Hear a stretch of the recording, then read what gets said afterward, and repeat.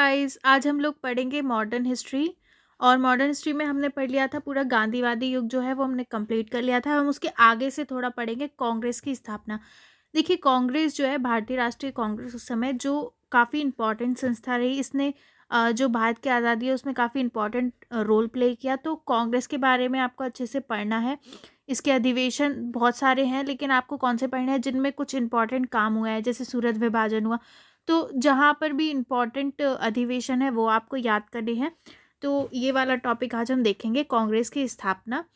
तो इसको हम शुरू करते हैं। तो देखिए, भारतीय राष्ट्रीय कांग्रेस की स्थापना एक अवकाश प्राप्त अंग्रेज आईसीएस अधिकारी एलन ऑक्टेवियन हुम एओ हुम द्वारा दिसंबर 1885 में की गई। तो पहला क्वेश्चन आएगा कि कांग्रेस की स्थापना किसने की थी? तो एओ हुम ने करी थी। ठीक है, ये आपको अच्छे से याद होना चाहिए। और कब हुई थी? 1885 में हुई थी। ये दो चीज़ें आपको सबसे पहले याद रखना है कि कांग्रेस की स्थापना कब हुई थी और किसने की थी।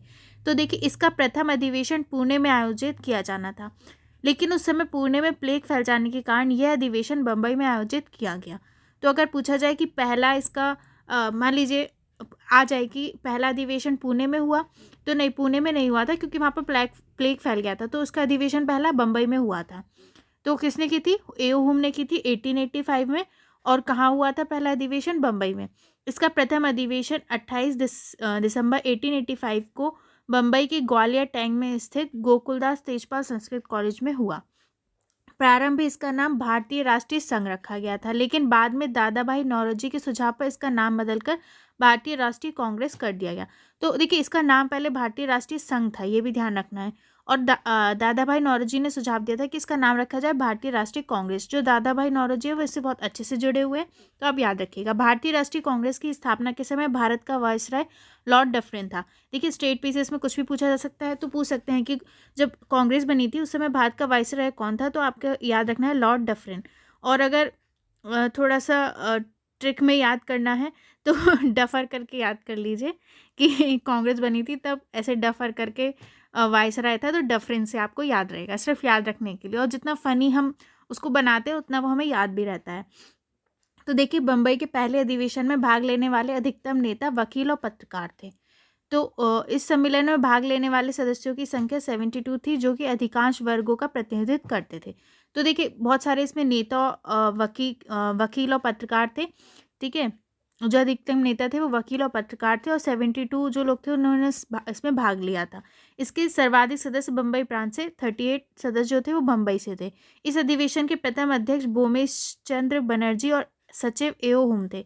ये भी इंपॉर्टेंट है कि जो पहला अधिवेशन मैं आपको बताया बम्बई में हुआ था, उसके अध्यक्ष कौन थे? तो व्योमेश चंद्र बनर्जी थे और सचिव एओ हुम थे। अगर कभी आपका आ जाए तो आपको लगेगा अध्यक्ष तो एओ हुम होंगे क्योंकि इन्होंने बनाया नहीं, ये सचिव थे। इनके प्रमुख सदस्यों में शामिल थे। और इम्पॉर्टेंट कौन से सदस्य थे? तो फिरोज शाह मेहता, बद्रुद्दीन तैयबजी, डब्ल्यू.सी. बनर्जी, आनंद मोहन बोस और रोमेश चंद दत्त, जो इसके अलग इम्पॉर्टेंट सदस्य थे। उल्लेखनीय है कि भारतीय राष्ट्रीय कांग्रेस के अधिवेशन में सुरेंद्रनाथ बनर्जी शामिल नहीं हुए थे, क्योंकि इसी समय इंडियन एसोसिएशन कांग्रेस का दूसरा अखिल भारतीय सम्मेलन आयोजित होना था। 1885 में इंडियन एसोसिएशन कॉन्फ्रेंस का विलय भारतीय राष्ट्रीय कांग्रेस में हो गया। तो देखिए, जब इसका पहला जो अधिवेशन हुआ था उसमें सुरेंद्रनाथ बनर्जी शामिल नहीं थे। अगर पूछ लिया जाए तो नहीं, ये नहीं शामिल थे, क्योंकि जो इंडियन एसोसिएशन कॉन्फ्रेंस थी उसका भी सम्मेलन उसी समय था, तो वो उसमें शामिल हुए थे। लेकिन जो इंडियन एसोसिएशन कॉन्फ्रेंस थी वो बाद में इसी में मिल गई, कांग्रेस में हमारी। अब देखिए, सर सैयद अहमद खां ऐसे व्यक्ति थे जो भारतीय राष्ट्रीय कांग्रेस से कभी भी संबंधित नहीं रहे। उल्लेखनीय है कि बाल गंगाधर तिलक कांग्रेस सदस्य होते भी कभी इसके अध्यक्ष नहीं चुने गए। तो कुछ इसकी इंपॉर्टेंट बातें हैं, जैसे सर सैयद अहमद खां इससे कभी रिलेटेड नहीं थे, और बाल गंगाधर तिलक थे वो कभी इसके अध्यक्ष नहीं बने। तो अगर कभी आ जाएगी कौन अध्यक्ष था, तो ये नहीं रहे तो आप हमेशा टिक कर सकते हैं। तो देखिए, अब क्या है, कांग्रेस की स्थापना से संबंधित कुछ विवाद हुए। कैसे विवाद हुए? तो देखिए, विभिन्न इतिहासकारों के बीच मतभेद है कि कांग्रेस की स्थापना के पीछे यह दृढ़ राजनीतिक इच्छा शक्ति थी, जिससे भारतीय जन में पनपते असंतोष और विद्रोह की भावना को नियंत्रित किया जा सके। आपको पता है, ऐसे 1857 का विद्रोह हुआ था और भी बहुत सारे विद्रोह हुए थे। तो वैसे ही जो लोग थे वो बहुत ही गुस्से में थे, ठीक है, असंतोष में थे। तो उनकी ऐसा कुछ लोग कहते हैं, जैसे लाला लाजपत राय हैं, उन्होंने दिया है सेफ्टी वॉल सिद्धांत। तो उन्होंने कहा लोगों का सेफ्टी वॉल मतलब लोगों का गुस्सा निकालने के लिए ये एक संस्था बना दी गई, इसे लोगों के गुस्से को रोकने के लिए एक सेफ्टी वॉल की तरह यूज़ किया गया।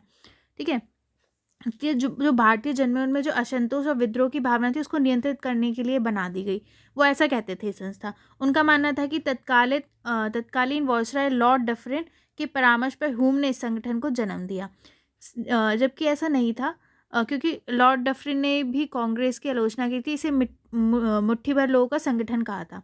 सेफ्टी वॉल सिद्धांत के मतानुसार डफरिन के निर्देश पर हुम ने कांग्रेस की स्थापना इस उद्देश्य की थी कि 1857 की क्रांति की विफलता के बाद भारतीय जनता में पनपता असंतोष किसी भी रूप में उग्र रूप धारण ना करे और संतोष के इस वाश को बिना खतरे के कांग्रेस रूपी सुरक्षा वॉल सेफ्टी वॉल से बाहर निकाला जा सके।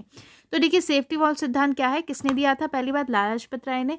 और ये था कि जो जनता में गुस्सा है वो एक तरीके से, मतलब जैसे गुस्से की जो वाष्प है वो बिना खतरे के इससे निकल जाए, कांग्रेस के रूप में लोगों का गुस्सा। सेफ्टी वॉल सिद्धांत लाला लाजपत राय ने यंग इंडिया में प्रकाशित अपने लेख में दिया था।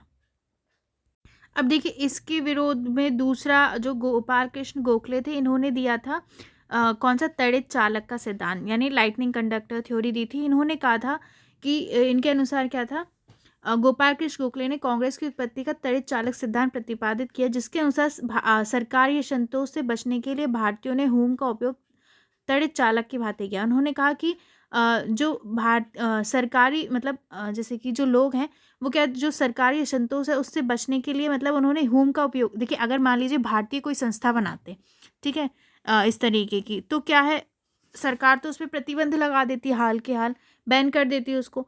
लेकिन अब ये संस्था अंग्रेज़ ने बनाई है, एक एओ हुम ने, तो इसको मतलब इतनी जल्दी बैन नहीं किया जाएगा, है ना।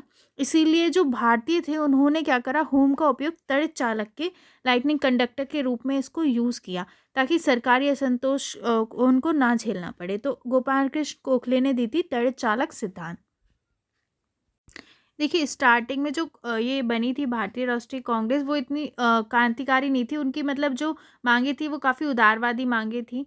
ठीक है, तो किस तरीके की इनकी मांगे थी? कांग्रेस ने अपने पहले अधिवेशन में सरकार के सम्मुख निम्नलिखित मांगे रखी, कुछ मांगे रखी।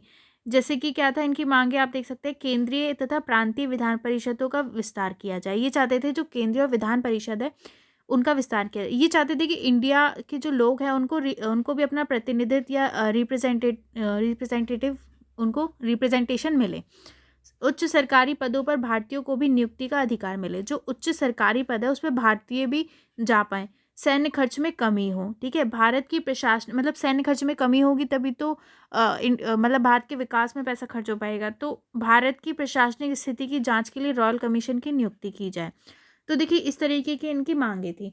तो यहाँ पर हमने आज पढ़ा भारतीय राष्ट्रीय कांग्रेस की स्थापना। नेक्स्ट में हम पढ़ेंगे इसका उदारवादी चरण और उग्रवादी चरण जो है हम उसके बारे में पढ़ेंगे।